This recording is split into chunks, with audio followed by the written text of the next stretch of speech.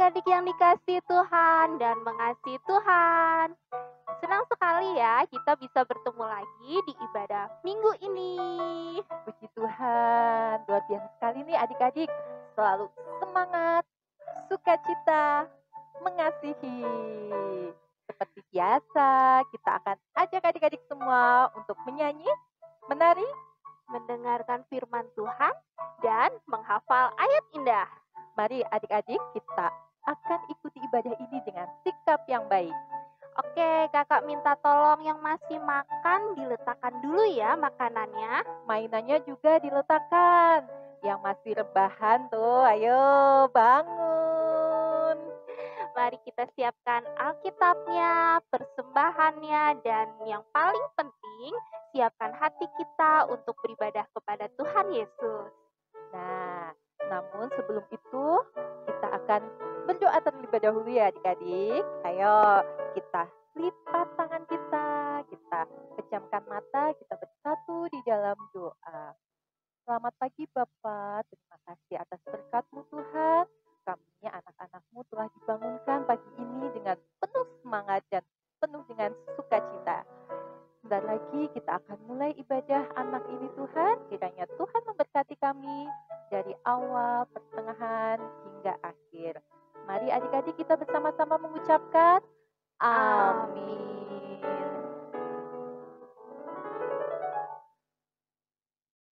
Oke, sekarang kakak Dian undang dalam hitungan 3, adik-adik di rumah bangkit berdiri. 1, 2, 3. Hap, hap, hap, hap, hap, hap. Sudah semua bangkit berdiri? By the way nih, karena kita semangat, sukacita, mengasihi, bagaimana kalau kita angkat satu pujian lagi nih Kak?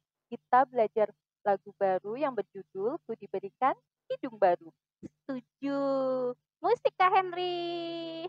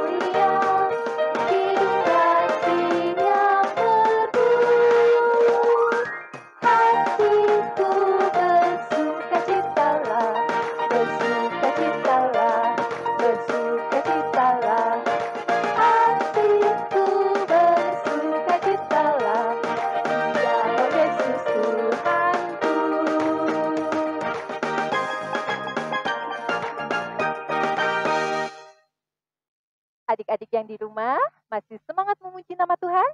Iya, pastinya dong ya. Karena Tuhan begitu besar dan ajaib. Bisa melihat apapun yang kita perbuat. Oleh karena itu, mari ayo Kak, kita pujikan mata Tuhan melihat apa yang kita perbuat.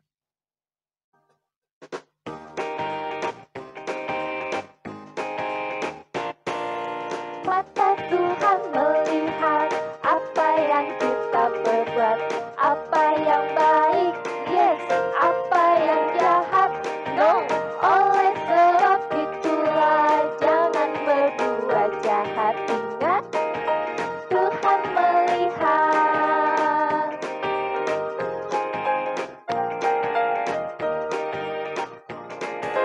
Mata Tuhan melihat apa yang kita perbuat, apa yang baik, yes, apa yang jahat.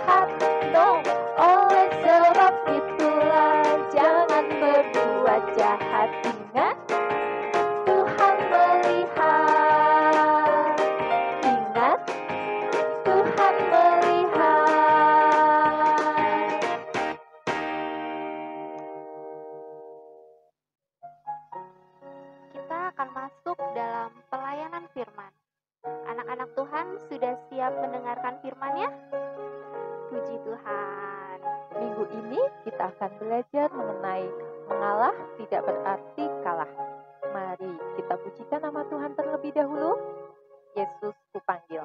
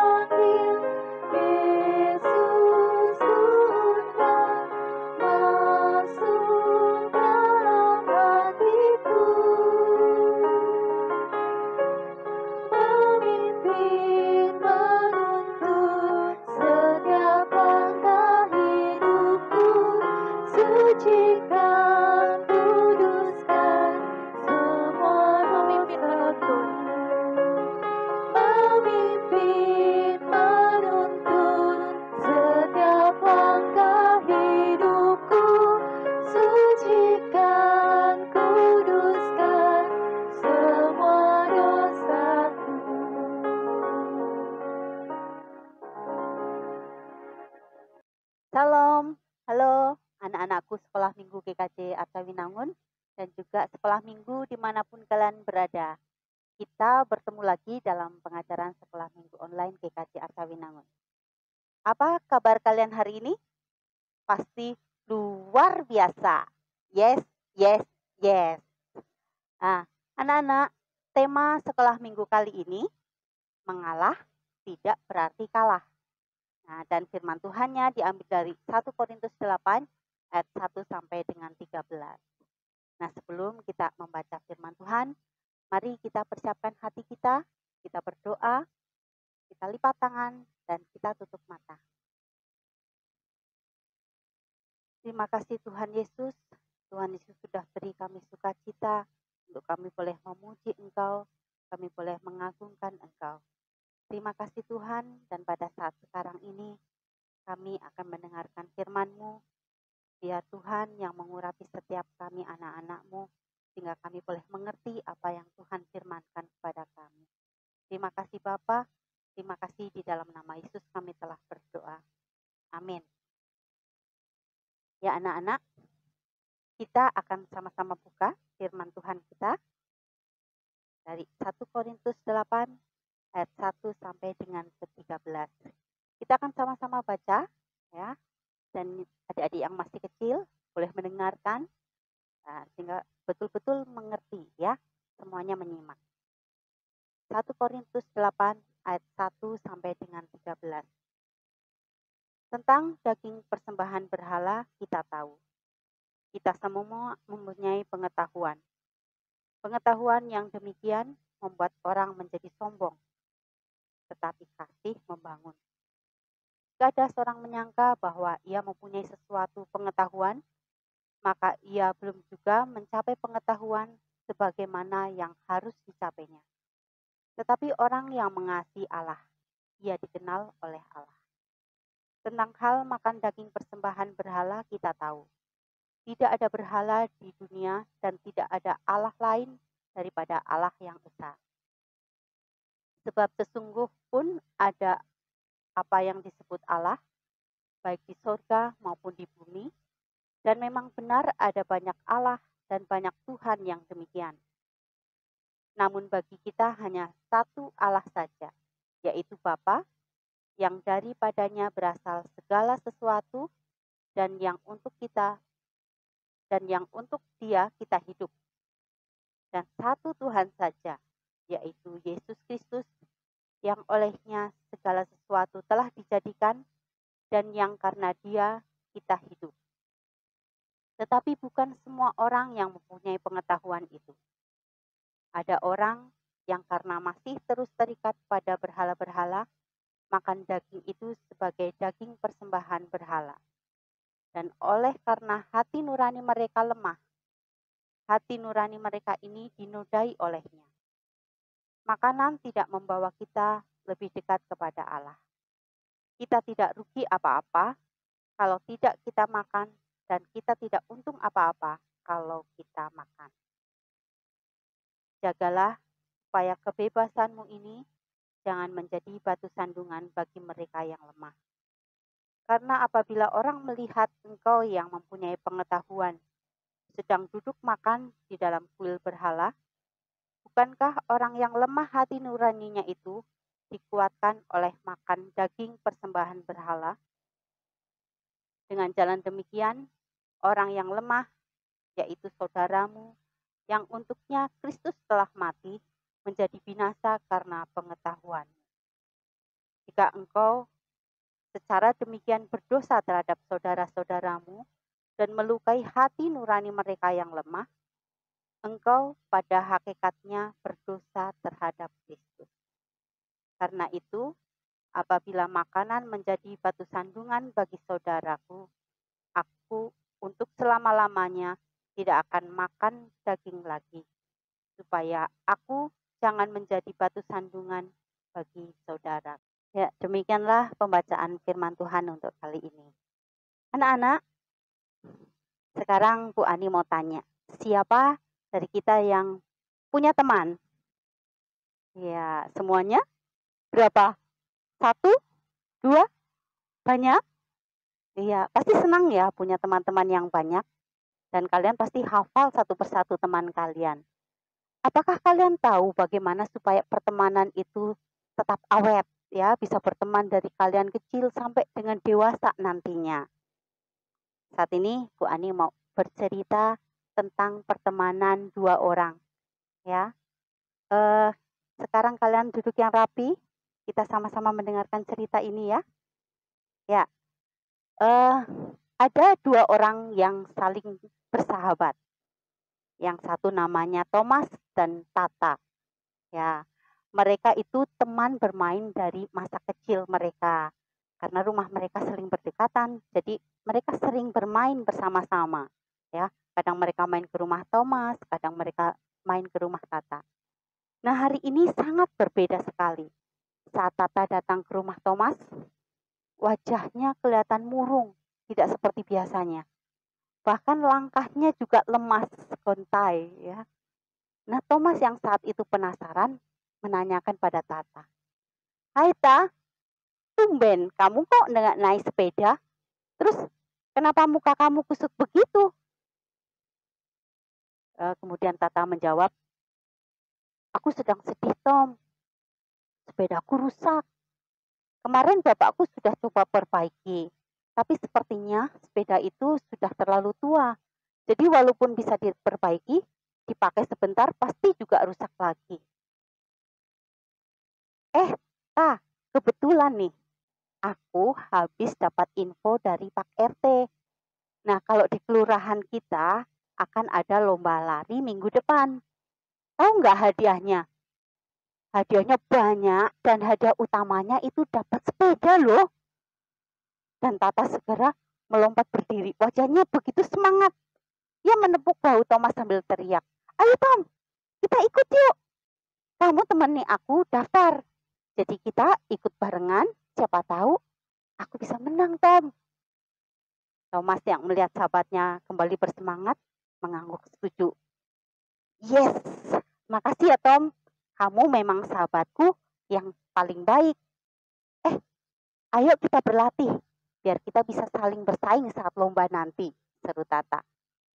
Siap, mulai nanti sore ya, kita berlatih bersama-sama. Kemudian 1 minggu, Thomas dan Tata berlatih berlari, mempersiapkan diri untuk mengikuti lomba itu. Dan di sela-sela persiapan, Thomas merasa khawatir karena melihat Tata itu terlalu memaksakan diri, ya, bahkan sampai terlambat makan. Thomas menasihati Tata untuk menjaga kondisi supaya bisa mengikuti lomba dengan baik. Dan kekhawatiran Thomas terjadi pada saat lomba.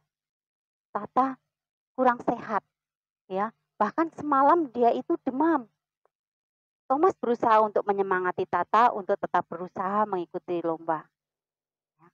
Ayo Tata, kita pasti menang. Kita harus semangat, katanya.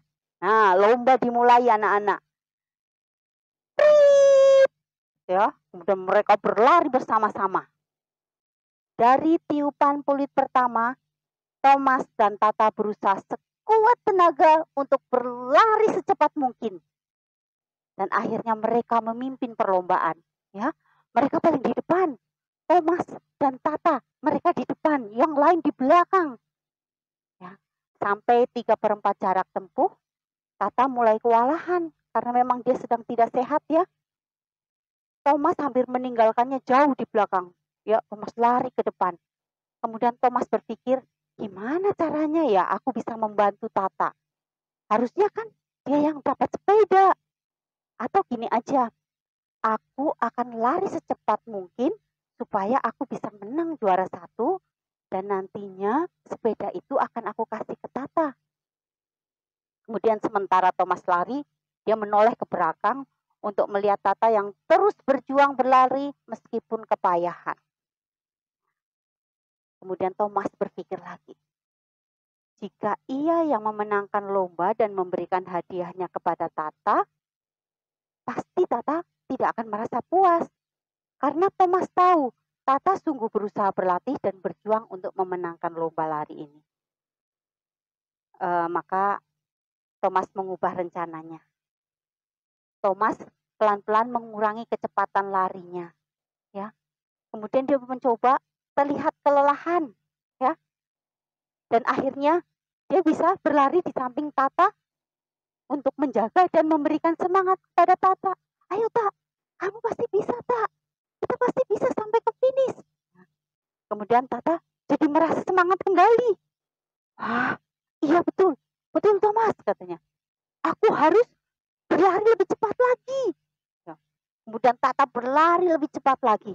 Dan ketika sampai garis finish, Thomas sengaja menahan larinya. Supaya apa? Supaya Tata ada di depan. Ya. Sementara Tata yang melihat garis finish itu, dia semakin mempercepat larinya. Dan akhirnya Tata berhasil menang dan mendapatkan hadiah utama, yaitu sepeda. Ya. Anak-anak, Thomas yang melihatnya itu ikut berbangga dan ikut senang dengan keberhasilan Tata. Thomas tahu Tata sungguh pantas untuk mendapatkan hadiah itu. Ya anak-anak, Thomas mengalah kepada Tata bukan berarti Thomas kalah.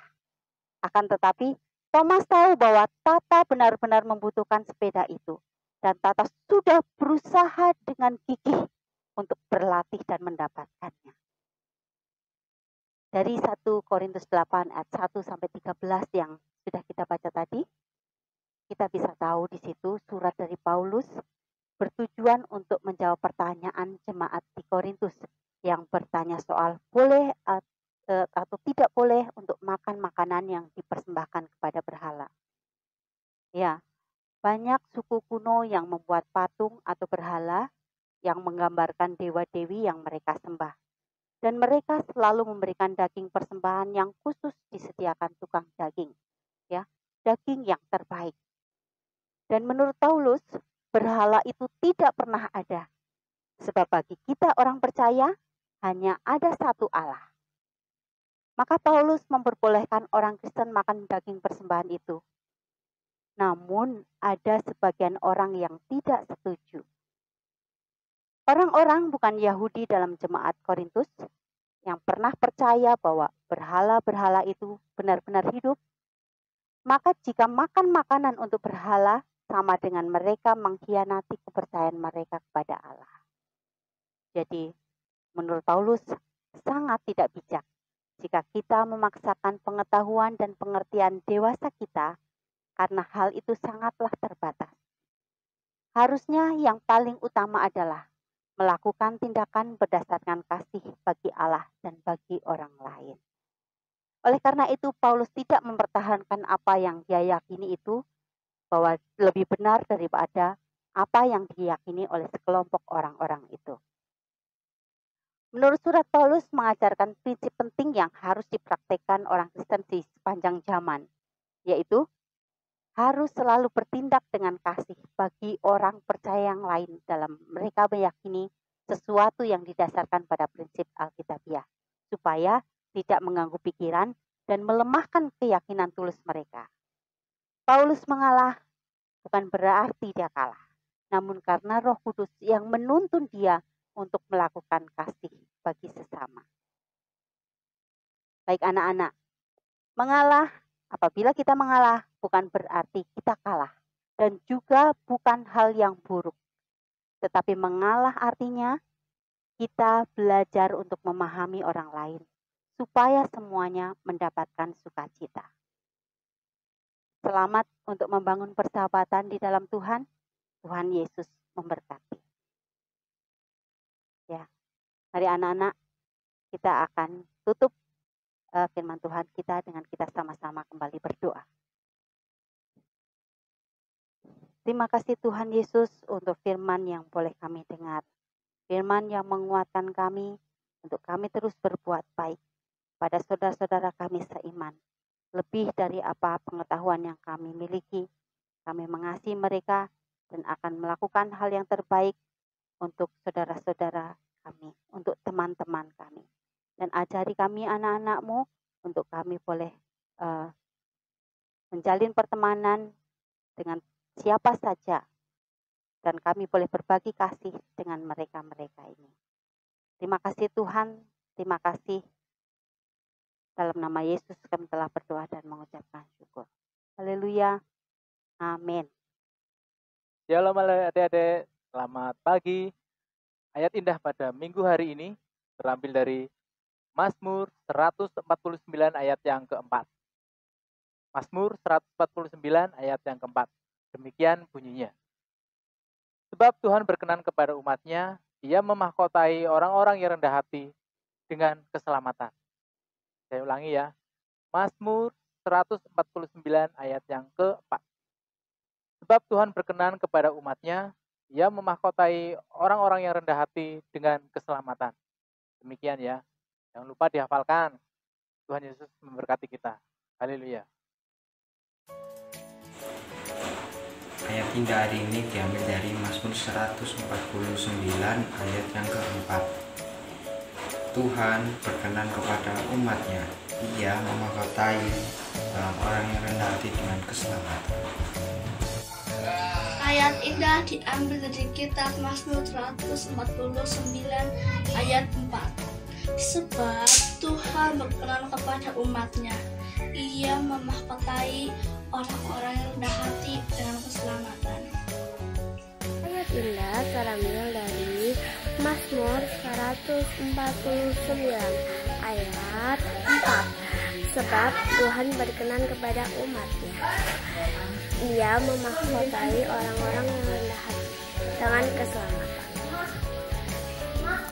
Adik-adik, sekarang saatnya kita akan mempersembahkan bagi Tuhan yang dilandaskan dari Mazmur 119 ayat 108. Kiranya persembahan sukarela yang berupa puji-pujian berkenan kepadamu ya Tuhan, dan ajarkanlah hukum-hukum-Mu kepadaku. Dengan ucapan syukur atas berkat yang telah kita terima, mari adik-adik kita pujikan, aku bawa dan berikan persembahanku. Aku bawa dan berikan persembahanku pada Yesus, pada Tuhan Juru Selamatku.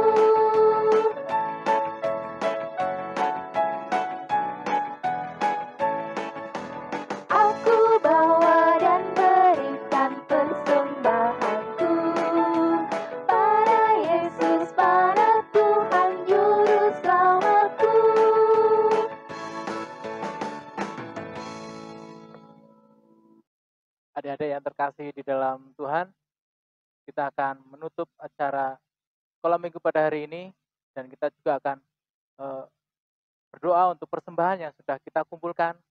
Kita akan tutup mata kita, lipat tangan, mari kita berdoa. Bapa yang bertata di dalam surga yang mulia, kami mengucap syukur kepadamu ya Tuhan, Engkau senantiasa menyertai kami ya Tuhan, dalam kehidupan kami sehari-hari ya Tuhan. Ya Tuhan Yesus, pada kesempatan ini kami telah memberikan persembahan ya Tuhan, kiranya Engkau berkati persembahan ini, kiranya Engkau sucikan ya Tuhan. Ya Tuhan Yesus, kiranya Engkau ampuni Tuhan dalam mengumpulkan persembahan ya Tuhan, terselip banyak dosa ya Tuhan, kiranya Engkau yang senantiasa akan mengampuni kami ya Tuhan. Bapa yang di surga, pada kesempatan ini Tuhan, kami juga sebentar lagi akan menutup ibadah online pada pagi hari ini ya Tuhan, kiranya Engkau berkati ya Tuhan, mampukan kami untuk menjadi pelaku firman-Mu ya Tuhan, dalam kehidupan kami sehari-hari. Terima kasih ya Bapa, hanya di dalam nama Tuhan Yesus Kristus kami panjatkan doa ini. Haleluya, amin. Oke adik-adik, ibadah online minggu ini sudah selesai.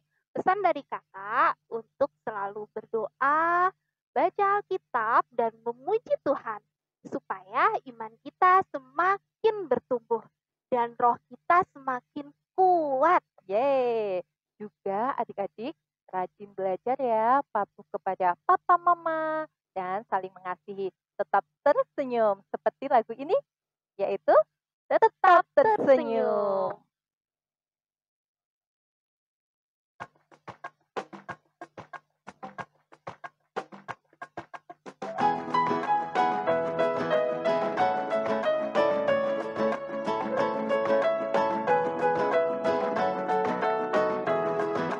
Dalam suka duka ku kan tetap tersenyum, diolok dihina ku kan tetap tersenyum, karena ku tahu Tuhanku Yesus sertaku.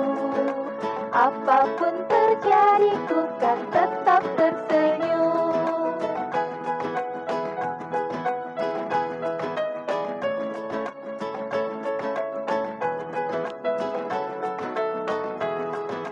Dalam suka duka ku kan tetap tersenyum, diolok dihina ku kan tetap tersenyum, karena ku tahu Tuhanku Yesus sertaku. Apapun terjadi ku kan tetap tersenyum. Sampai jumpa di ibadah minggu depan. Tuhan Yesus memberkati. Dadah!